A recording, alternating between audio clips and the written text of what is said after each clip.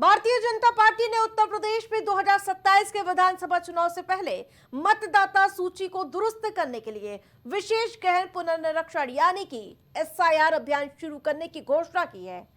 इस अभियान के तहत बूथ स्तर पर प्रत्येक घर के मतदाताओं का सत्यापन किया जाएगा ताकि फर्जी मतदाताओं और दोहरे नापों की सूची से हटाया जा सके। बीजेपी ने इस अभियान को पंचायत चुनावों के साथ जोड़कर सियासी माहौल बनाना शुरू कर दिया है। पार्टी सूत्रों के माने तो बीजेपी का यह अभियान बूथ स्तर पर संचालित होगा, जिससे कार्यकर्ता घर घर जाकर मतदाता सूची की जांच करेंगे और इसके उद्देश्य से यह सुनिश्चित करना होगा कि मतदाता सूची में केवल वैध मतदाताओं के ही नाम शामिल हों। फर्जी मतदाताओं, मृत व्यक्तियों के नाम और एक ही व्यक्ति के दोहरे नामों को हटाने के लिए विशेष ध्यान फोकस होगा। पार्टी ने इसके लिए बूथ स्तर पर कार्यकर्ताओं की टीमें गठित की हैं, जो मतदाता सूची की शुद्धता के लिए जमीनी स्तर पर काम करती हुई देखी जाएंगी। तो एसआईआर का मुद्दा एक बार बिहार में पूरी गर्मजोशी से इस पर सियासी पारा चढ़ता हुआ नजर आया, लेकिन इन सब के बीच चुनाव आयोग ने यह ऐलान कर दिया कि हम पूरे देश भर में एसआईआर कराएंगे। और अब बारी है उत्तर प्रदेश की। जिस प्रकार से हमने देखा है कि बिहार चुनाव के बाद उत्तर प्रदेश में 2027 में चुनाव होने वाले, जिसके मद्देनजर जहां भारतीय जनता पार्टी अभियान को धार देती हुई नजर आ रही है और अवैध घुसपैठियों पर बीजेपी की पैनी निगरानी है। तो हमारे साथ भारतीय जनता पार्टी से विकास पांडे जी जुड़ चुके हैं और इसके अलावा समाजवादी पार्टी से अतुल यादव जी। अतुल यादव जी, एक तरफ आप एसआईआर का लगातार विरोध कर रहे हैं, लेकिन भारतीय जनता पार्टी चुनाव आयोग की ओर से लगातार एसआईआर के मुद्दे पर पुनर्निरीक्षण जारी है और अब बारी है उत्तर प्रदेश की। अतुल यादव जी, ये हताशा और निराशा में है। भारतीय जनता पार्टी के द्वारा चुनाव आयोग का दुरुपयोग किया जाता है। अभी आपने बिहार में देखा किस प्रकार से 65 लाख मतदाताओं का नाम के काटे गए थे और जब माननीय सुप्रीम कोर्ट के द्वारा जब हस्तक्षेप किया गया तो वहां पर उन्होंने वो सूची सौंपने का या उनको सार्वजनिक करने का निर्णय लिया। तो ये जो भारतीय जनता पार्टी है, जो ये चुनाव आयोग का दुरुपयोग करके क्या जनता को जो है वोट काट रही है और इसके द्वारा क्या किया जा रहा है कि एक वर्ग विशेष को ही फायदा पहुंचाने की कोशिश की जाती है। कुछ लोगों का जो कागजात नहीं है या अन्य चीजें नहीं है, दस्तावेज नहीं है, अपने आप को नहीं प्रूफ कर पा रहे हैं। तो किस प्रकार से आपने बिहार में देखा कि आधार कार्ड को मान्य नहीं किया गया। चुनाव आयोग जब माननीय सुप्रीम कोर्ट के द्वारा हस्तक्षेप किया गया तो उस आधार कार्ड को मान्य किया गया। कहीं ना कहीं जो चुनाव आयोग है ये अपनी निष्पक्षता साबित करने में विफल हो रहा है और एक पार्टी का आयोग बन के रह गया है। सिर्फ कहना नहीं चाहिए, संवैधानिक संस्था है, लेकिन वो संवैधानिक संस्था की बजाय भारतीय जनता पार्टी का एक सेंट्रल संगठन बन के कार्य कर रहा है। रही बात भारतीय जनता पार्टी की, उत्तर प्रदेश में भारतीय जनता पार्टी के द्वारा कुछ भी ऐसा कार्य नहीं किया गया। अगर कृषि संबंधी बात की जाए तो किसान इस समय खाद के लिए परेशान है। धान की फसल है, आपका चैनल लखनऊ में है, आसपास सब धान लगा हुआ है। अगर हम बात करें तो कन्नौज हो गया, फर्रुखाबाद हो गया और इटावा हो गया, मैनपुरी हो गया, फिरोजाबाद हो गया, अन्य शहर हैं, यहाँ पर आलू की फसल लगनी है। और कानपुर का जो बिल्हौर क्षेत्र हो गया, ये सब आलू फसल, कानपुर बिहार डिस्ट्रिक्ट हो गया, फिरोजाबाद हो गया, यहाँ सब आलू लगनी है अभी बरसात खत्म होते ही। तो क्या खाद उपलब्ध हो पा रही है? भारतीय जनता पार्टी के द्वारा इस पर तो कभी बात नहीं करी जाती है।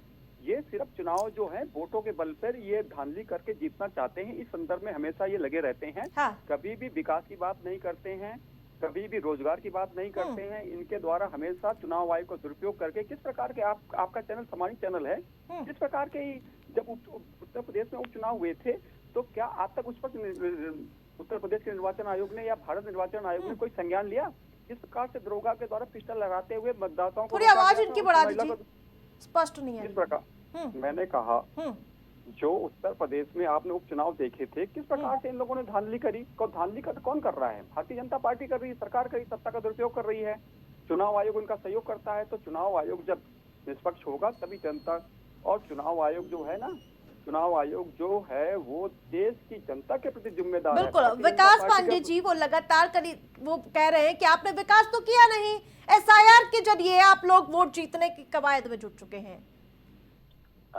बहुत बहुत धन्यवाद आरती जी आपका। आरती जी, जिस तरीके से समाजवादी पार्टी के पास आज कोई मुद्दा नहीं और मुद्दा विहीन विपक्ष जिस तरीके से नैरेटिव कर करके राजनीति करने की कोशिश कर रहा है, अब खुद ही अपनी बात को कटघरे में खड़ा कर ले गए अतुल जी। अतुल जी से पूछिए कि समाजवादी पार्टी ने सबसे ज्यादा लोकसभा सीटें कब जीती?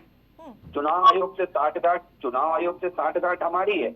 और ना मुलायम सिंह यादव जी के नेतृत्व में कभी समाजवादी पार्टी इतनी सीटें जीती, न 2014 में इतनी सीटें जीती, लेकिन जितनी सीटें समाजवादी पार्टी 2024 में जीती, जब भारतीय जनता पार्टी 2019 के पूर्ण बहुमत के साथ केंद्र की सरकार में थी और हमारी जबरदस्त चुनाव आयोग के साथ 60 गांठ थी।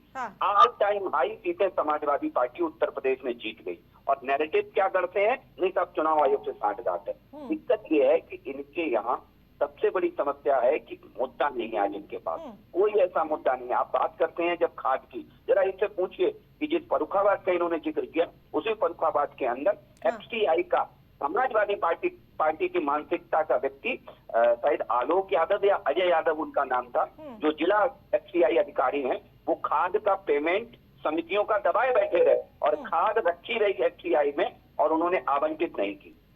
आवंटित नहीं की। जब जांच हुई तो जांच में पर्चे खुली और उन्हें निलंबित किया गया।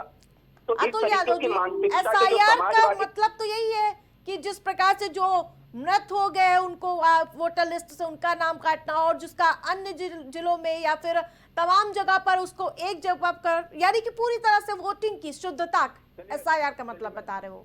मैं जवाब दे रहा हूँ। हाँ, जो ये बूथ के जो अधिकारी चुनाव आयोग के द्वारा नियुक्त करते हैं, किए जाते हैं, वो अपनी निष्पक्षता से कार्य करें, इस पर किसने मना किया? पहली बात, आपने जैसे आपके घर पे भी जांच करने के लिए आते हैं, हमारे यहाँ भी आते हैं, लेकिन ये भारतीय जनता पार्टी के इशारे पे जो वोट बढ़ते हैं, भारतीय जनता पार्टी के इशारे पे जो वोट करते हैं, आपने देखा हमने बहुत सारी शिकायतें करी, क्या उसका निस्तारण आज तक चुनाव आयोग ने किया? नहीं किया ना।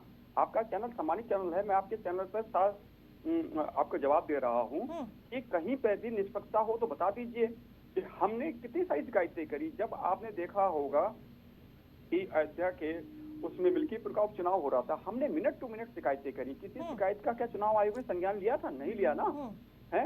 कहीं ना कहीं चुनाव आयोग भारतीय जनता पार्टी का आयोग बन के रह गया है और चुनाव आयोग जो है एक संवैधानिक संस्था है, उसकी जिम्मेदारी जनता के प्रति है। ठीक है, आप दोनों को रोकना चाहिए। आप दोनों का हमारे साथ जुड़ने के लिए